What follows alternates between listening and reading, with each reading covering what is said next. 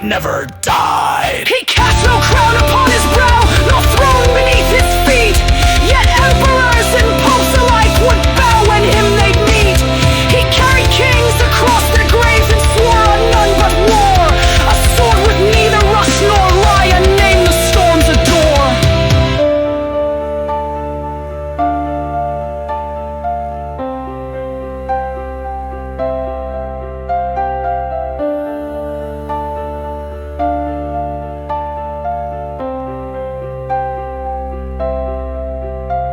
They begged him take the kingdom whole to where the lions ring. But William smiled and shook his head. I serve, I do not cling. A guardian of crumbling thrones, a warden of the line. He bound his fate to honor's flame and would not cross the spine.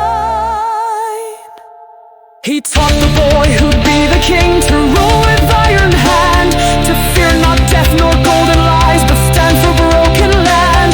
And when the whispers arose again to drag the realm below, the marshal's voice became a sword that cut through every wall. The Pope himself would send his seal to bless the marshal's name, but William scorned the parchment kind and walked through ash and flame. He served the law, the field, the sword, not priest nor foreign hand. He knelt to none but death itself, and still he dared to stand. His shield bore scars from 50 wars, his helm was split in two, but still he rode through boiling dusk while younger men withdrew. His war horse, grizzled, old and fierce, had seen what gods forget, the last of all the lion bloods who'd never known regret. No poet's tongue could bear his weight, no scroll could hold his fire. He walked beside the crowd and down, but never climbed no spire. He held the realm within his hands when all else turned to dust, and where kings trembled he would rise, a sentinel of trust.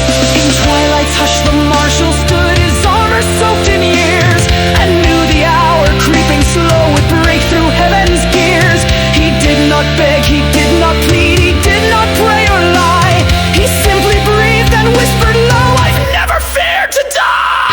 And as the shadows clenched the flame and candles fled the breath, he turned his eyes to skies once stormed and walked alone to death.